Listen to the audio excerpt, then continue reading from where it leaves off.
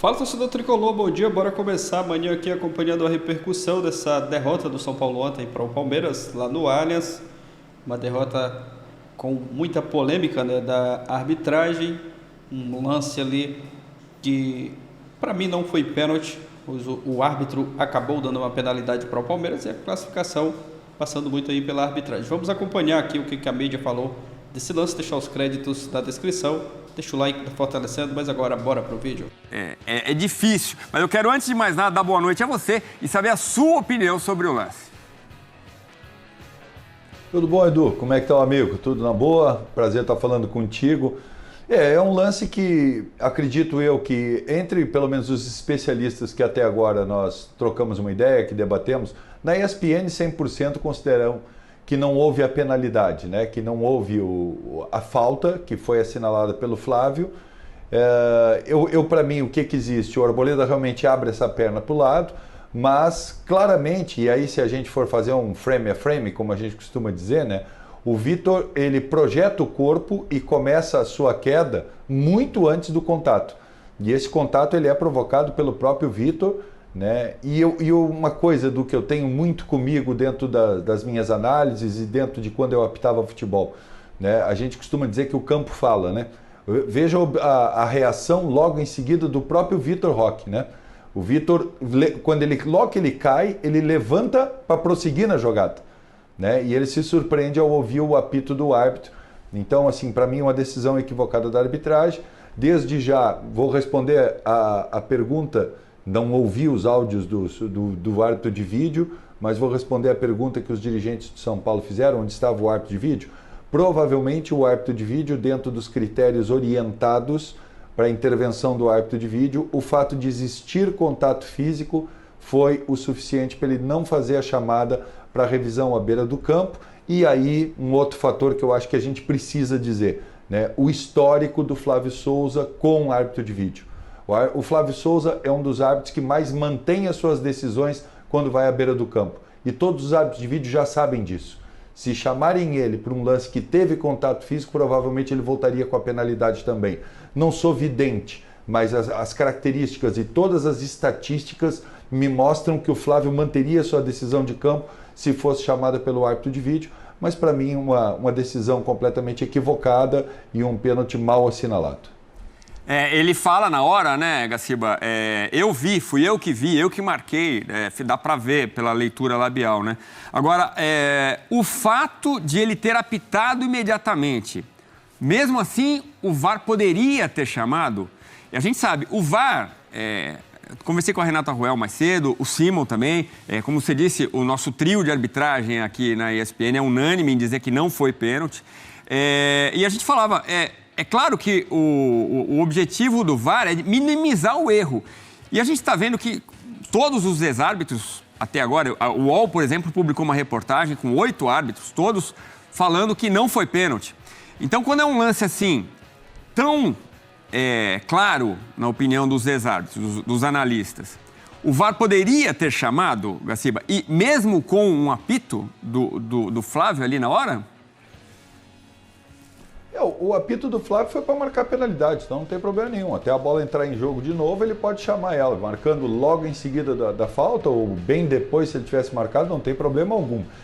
Eu acho que a arbitragem, como um todo, ela tem um problema muito sério de identificar o que é um erro claro e óbvio, né? E eu acho que nada mais do que... Eles acham que, assim, tendo contato físico, um pênalti pode ser marcado e não é um erro claro. E não é isso. A gente está vendo aí por essa jogada mesmo, né?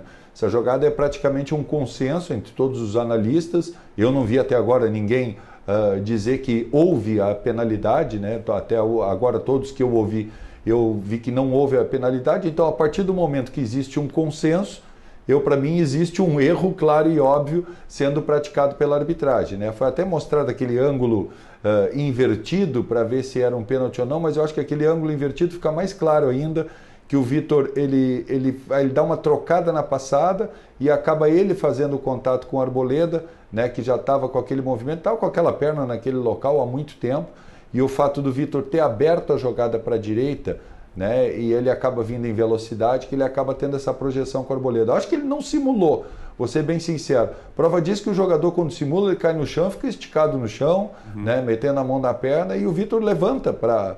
Ele tenta levantar para começar a jogada de novo, e aí o Flávio apita e ele fica ajoelhado no chão. Né? Mas eu acho que assim, esse é um problema muito sério da arbitragem para identificar o que é um erro claro e óbvio. Né? O fato de ter contato físico não significa que a penalidade deve ser mantida. Né? Nós já tivemos esse tipo de situação, Campeonato Brasileiro do ano passado, ano retrasado, a gente já teve várias situações que as orientações são dadas para que erros claros e óbvios sejam intervistos pelo árbitro de vídeo. Né? Mas ainda esse sentido do que é um erro grande, claro, né? Que será um consenso entre todos, eu acho que o árbitro de vídeo brasileiro como um todo ainda não conseguiu pegar esse conceito, mas repito, eu acho que as características do Flávio pesaram muito na decisão do árbitro de vídeo de não chamar ele à beira do campo. Tal do jogo, né? E ainda chega a dar uma assistência no segundo tempo, que evidentemente não sai o gol, mas a gente já vai falar já dessa estreia do Vitor Roque. A gente aqui gosta muito de falar do jogo e a gente procura fazer isso. É que é tão... Isso é que né? na realidade, assim, geralmente a gente começa a nossa análise aqui pelo jogo, o que foi, tá, depois a gente fala de arbitragem. É que esse lance foi tão fundamental, põe um time foi tão final. Importante para o jogo, né? Que não tinha como começar a nossa conversa aqui sem passar por esse lance, porque é um time que teve uma escalação, uma formação muito diferente, inesperada, inusitada e até que causou alguma preocupação para os torcedores do São Paulo, né? Estava conseguindo controlar o jogo e bem na partida, era superior até que acontece. Essa imagem é muito boa. Lógico. Olha lá. O Arboleda erra, ele escorrega, olha lá, né? ó, saltou. Ele saltou. E o Arboleda tira a perna. E junto também, com o salto, o Arboleda tira a perna. Inclusive tem um momento que o Arboleda... O Arboleda demonstra uma certa tranquilidade até, foi a minha impressão. Tipo, não vai marcar o pênalti. Exato. Ele fala lá para alguém que está reclamando muito no ouvido do árbitro, ele fala... não, fica tranquilo que eles não vão marcar, mas tinha esse problema, que o árbitro já tinha apitado antes da bola sair. Um pedido para o fã de esportes que está acompanhando o lance. Preste atenção na repetição na perna esquerda do Vitor Roque, só isso. É o pulo, né? Olha lá, ele abre até para forçar o contato. Quer dizer, você está cheio de elementos que reforçam, esse não gera dúvida. Esse não gera dúvida. Tem uns que geram, eu sou favor, o pênalti, o contra o Birner e tal. Esse não gera. Então é um lance capital que mexe no placar. Dá pra gente falar do jogo e falar do lance também. Sim. Claro, tem muita coisa pra falar do jogo também. Mas o jogo mas era necessário falar disso. A próxima etapa desta escalação ela serve para... Então, claro, tem outros jogos, né? Brasileiro. Porque não dá pra jogar com esses caras o tempo todo. Sim. Olha o Veiga, tá vendo a reação do Veiga? Tá perto da marca do pênalti. Ele já para a cabeça e vai. Claramente. Não foi nada. Seria legal. Agora, fica olhando pro Veiga ali no meio, na frente do goleiro. Vai receber, olha lá, o Veiga tocou. Deixa continuar. Futebol inglês, o Vitor Roque teria recebido um cartão amarelo na jogada e teria parado ali. Ó. Isso é verdade. Agora o Veiga aí, ó. Tocou. Vai voltar, Jorge. Tem uma imagem que mostrou o Veiga largando. Das costas, pro lado. Ele das costas, antes mesmo do Estevão. Ó, ele já larga, deixou e sai andando, ó. Ele já sai andando porque ele já ouviu o apito do árbitro. Ele ouviu o apito, assim, é verdade. o erro é todo do árbitro nesse caso. Eu acho que as cabines de VAR fazem muita bobagem e tudo mais, mas nesse caso é todo dele. Mas o VAR tinha que chamar o árbitro. Esse é o ponto. Nada explica o VAR não pedir para o árbitro rever o lance. O ponto do Sálvio é nada esse. O que o Sálvio explica na transmissão da Record, para dar o crédito... Só um minutinho, Jean, porque o Casares está na zona mista. Adivinha. Do São Paulo. Agora? Vamos lá, hein? Não foi na reunião antes do jogo? O homem apareceu por lá. Agora... Temos aí? Agora vai reclamar, não adianta nada. Vamos lá, Casares. Eu quero cumprimentar a todos. Agora, o VAR esteve presente aqui? O São Paulo nunca chamou o Campeonato Paulista de Paulistinha, porque respeita. Mas essa foi uma arbitragem pequena. Foi uma arbitragem ruim que fica nos anais do futebol, como forma negativa. Presidente, vai ficar mais uma reclamação formal e todo mundo está reclamando da arbitragem no Brasil. No jogo contra o Corinthians também teve reclamação com relação à arbitragem. Já reclamaram, o Novo Horizontino reclamou do São Paulo e a história continua. o que dá para fazer? A gente sabe que é um investimento muito alto e de repente vem uma eliminação e o prejuízo vem junto. Ô Decilo, eu acho que tem erros e erros. O erro de hoje foi clamoroso. Se você ouvir todas as transmissões, os comentaristas, ex-árbitros, foi clamoroso. Nós estamos aqui com tranquilidade, até porque fizemos um bom jogo, enfrentamos. É claro que isso depõe contra um campeonato que nós sempre valorizamos. Mas estamos com tranquilidade, vamos para o sorteio da Conmebol e vamos continuar o trabalho. Agora, eu quero ressaltar o trabalho sério dos atletas que se colocaram, disputaram, jogaram de igual para igual. Um lance capital prejudicou o São Paulo. Presidente, eu entendo então, do jeito que você está defendendo o trabalho dos jogadores, da comissão técnica, que tudo continua, né? O Luiz Subeldia foi muito pressionado nas últimas semanas. A forma como o São Paulo acaba saindo da competição te dá confiança para manter o trabalho, para dar sequência para o Campeonato Brasileiro, Libertadores, Copa do Brasil? Claro, continua o Subeldia, continua a comissão técnica. Aliás, a pressão foi feita do lado de fora, não do lado de dentro. O Belmonte fica por aqui, se vocês quiserem conversar. Um abraço. Que falou. Vamos lá, Belmonte, vai ter alguma atitude? O São Paulo vai se manifestar? A federação, obviamente, não vai reconhecer o erro, não vai ela se declarar culpada por uma final. Qual que é o procedimento do São Paulo como time de futebol afiliado à federação a partir de agora?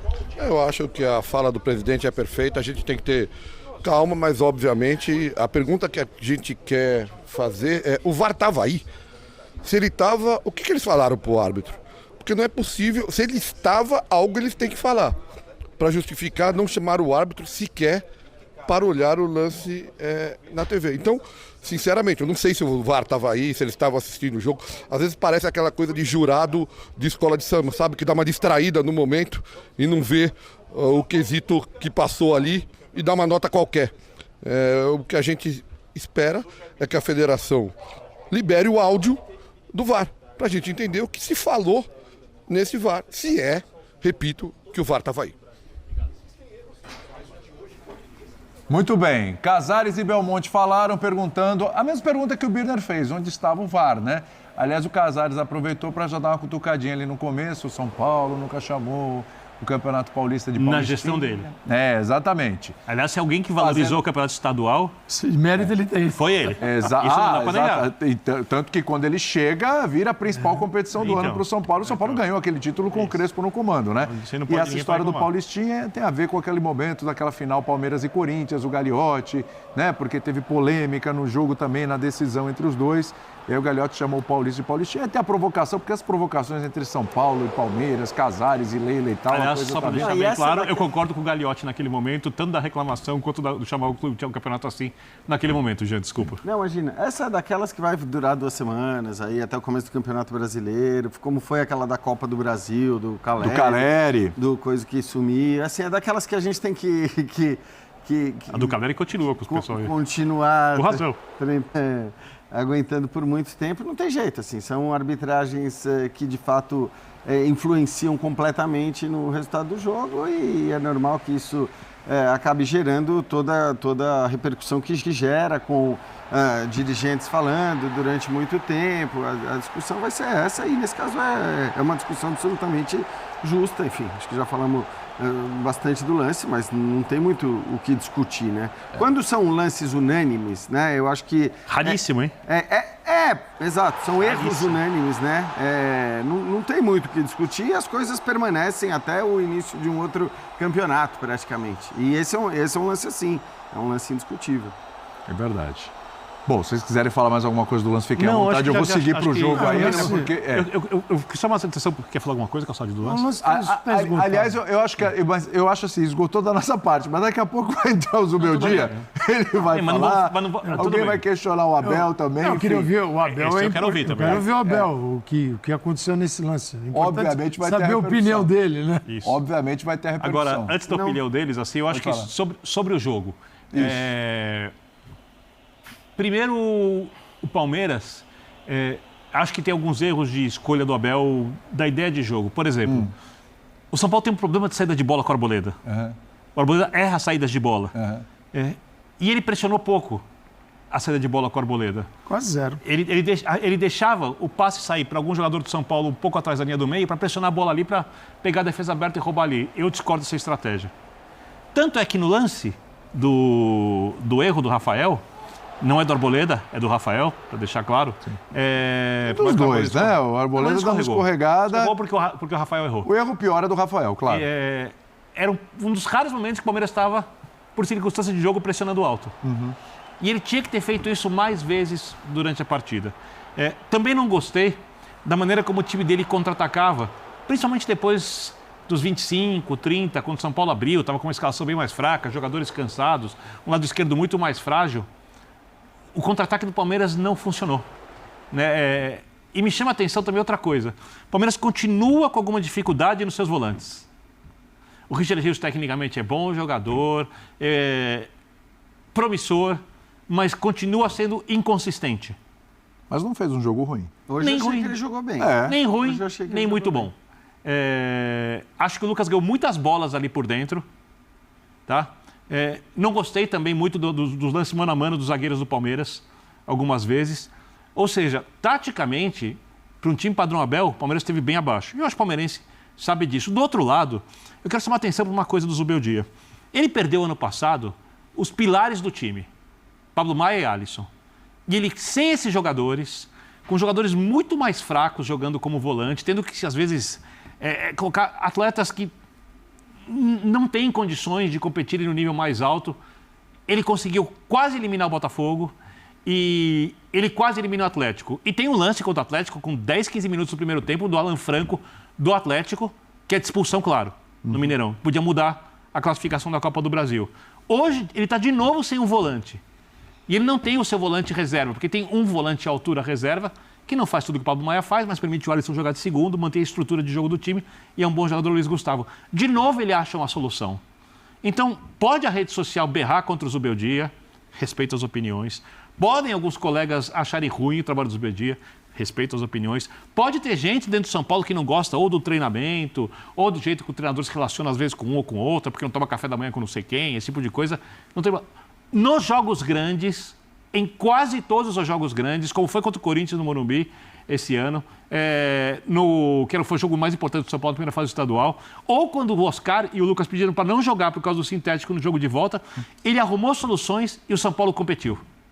Mesmo sem ter um elenco, muitas vezes, melhor que o dos outros. Como não teve contra o Botafogo, como não tinha contra o Atlético Mineiro, como não tem contra o Palmeiras hoje. Eu não sei o que querem mais desse técnico. Perfeito. Eu quero perguntar para vocês sobre o Palmeiras, porque é curioso, né? O nosso GC está lá. Após classificação na última rodada, o Palmeiras embala e chega à decisão. Embala é a palavra certa para o Palmeiras? Eu acho que pela atuação de hoje, não. Acho que a impressão que muita gente teve no momento em que o Palmeiras passa das quartas de final era essa, né? O tal do deixou chegar. Deixou chegar. Deixou chegar com os jogadores que tem, com o técnico que tem, com o que o time vem conquistando nos últimos anos. Mas a atuação de hoje, para mim, não é uma atuação que permite usar esse termo embala. Eu acho que se esperava mais do Palmeiras, né? E aí eu não vou olhar para as finalizações, por tudo que eu já expliquei. Em relação, acho que do que havia de expectativa de um e de outro, e eu incluo nessa expectativa a desconfiança que eu achei normal e que eu também tinha sobre a escalação do Zubeldia. E o Palmeiras é melhor que o São Paulo. O Palmeiras é melhor que o São Paulo. É óbvio que o Palmeiras ainda tem uma margem de evolução muito grande. O Vitor Roque está completamente... Acabou de chegar. Não, ele acaba cavando o lance do pênalti, mas você vê que ele está completamente fora do time, né? Do funcionamento da equipe e tudo mais. O Paulinho ainda vai chegar. Então, claro que o Palmeiras tem uma margem de melhora muito grande, mas a gente não pode dizer que neste ano o Palmeiras teve grandes atuações, fez grandes jogos e hoje também não fez. Hoje acho que teve dificuldades para um São Paulo que poderia até oferecer mais espaço, que tinha as fragilidades que o Birner citou. E acho que o próprio Abel foi, de alguma maneira, precavido. Se você olhar o Facundo, o Torres, como ele jogou, onde ele jogou, não é normal. O Palmeiras, em geral, joga num 4-2-3-1, né? Com o Facundo bem aberto de um lado, o Estevão do outro, o Veiga no meio e um centroavante. Hoje não foi isso que se viu. Hoje você viu o Facundo se juntando ali, o Facundo e o Veiga junto com o Richard Rios. Então, assim, houve um respeito também muito grande, e aí não sei se pela qualidade técnica dos jogadores que o São Paulo tinha na frente. Porque, para mim, também, se tem uma coisa que você pode ficar com a pulga atrás da orelha, torcedor são paulino, além do temor de que essa formação desse muito espaço para o Palmeiras, é a coisa de você não ter um Oscar, ou um Luciano que seja, no banco. Um cara com uma capacidade para Ele mudar o jogo. O Palmeiras, você está falando? Não, eu estou falando, o São Paulo começa com todos os melhores. Ele começou sem a troca. Isso, começou sem a troca. Porque ele já estava no campo. Porque a troca já estava... Então, eu não sei se foi isso, se foi essa escalação do São Paulo que fez com que o Abel tomasse uma precaução, que em geral ele nem toma tanto nesse... pelo menos não tem tomado nesse ano, tem jogado num 4-2-3-1 e hoje não foi o que se viu. Então, não sei se foi isso, se foi a escalação do São Paulo ou se qualquer que fosse a formação, mesmo com o Marcos Antônio, ele jogaria desse jeito. E eu até quero dividir com vocês, assim, porque eu tô aqui, você está falando, eu estou pensando, sem ter uma conclusão. Eu devo, nesse caso, criticar ou não gostar do excesso de zelo do Abel, porque você falou, o São Paulo entrou, teoricamente, com um time com muito menos pegada e realmente... E muito mais técnico, muito mais perigoso ofensivamente. Faltou ao Abel um pouco de ousadia, porque ele tem ali, o Facundo é muito bom jogador. Veiga, não preciso falar. Estevão. Apesar que o Veiga foi mal hoje, hein? Perfeito. Veiga, Estevão. Esse sim foi muito apagado. Foi muito tecnicamente muito bom. Volantes que sabem jogar com a bola, né? O Abel foi excessivamente conservador. Eu elogio mais isso ou eu elogio mais a ousadia do Zubeldia? Porque me parece que aquilo que o Zubeldia faz pede que o Abel agrida mais. Tenha a bola no meio campo, jogue por dentro. Coloque o Estevão. Traz o Estevão para dentro. Não deixa o Estevão aberto ali. Bota o Estevão nas costas do volante de no jogo. Até porque me parece que faltou isso. Até porque com o recuo ali do Oscar e com os dois alas jogando bem baixos, né? O São Paulo tinha uma linha de 6 ali em determinados momentos, né? Sim. Então não tinha essa amplitude dos lados para que o Estevão, principalmente... Eu falei, o Enzo Dias foi muito bem. Para mim foi um dos melhores jogadores porque a missão dele era a mais complicada de todas, né? Segurar o Estevão hoje em dia é uma das missões mais complicadas que alguém pode ter no futebol brasileiro. A impressão que a gente tem é que, sim, enquanto os São Paulinos se preocupavam com a escalação do Zubeldia, porque a equipe ficaria muito frágil, o Abel se preocupou também e mexeu algumas peças, como Facundo, porque é o seguinte, a escalação dele, do Abel, ela era independente daquilo que o São Paulo... O time era esse mesmo. Sim, os nomes. Os nomes eram esses. Você não vai... Se tem o Vitor Roque, deixa no banco, pelo amor de Deus. Né? O cara estava jogando. Ele estava inteiraço. Não há porquê não entrar. Acho que mudança de nome dos 22 jogadores, a gente teve uma, que foi a entrada do Luciano e... que foi surpreendente. E a saída do Marcos Antônio. Mas assim, o que eu digo é, o Abel respeitou, o Abel se preocupou mais com a escalação do que os torcedores. Entendeu? Ele respeitou, ele falou assim, ele mexeu peças, ele movimentou, porque ele sabia, ele conseguiu entender a intenção. Agora, o que chamou a atenção no Palmeiras, negativamente, é a falta de competitividade. Tudo bem, o time não quer marcar a saída dos 3 zagueiros, raramente o Palmeiras subiu para encaixar na saída. O Palmeiras baixou um pouquinho o bloco para esperar. Tudo bem, não precisa. Mas a hora que a bola entrava no meio de campo, a bola do São Paulo tocava e saía em direção ao ataque. Ali o Palmeiras, por estar mais afeito, por estar mais moldado a recuperar bolas e pronto para isso, poderia ter recuperado mais. Entendo que não aconteceu e que eu não vi isso no jogo. Agora, e o Abel vai falar agora. Antes do Abel, a gente só respondendo a pergunta na tela. Embala Palmeiras, não tem time nenhum embalado no Paulista. Não tem. Verdade. Na final não tem nenhum time embalado. Não. Outra coisa. Nem na semi. E a final tem o time que teve mais pontos, que é o Corinthians, conquistou mais pontos, 33, com o segundo time com mais pontos, 29, o Palmeiras. Então não tem nada de estranho. Sim.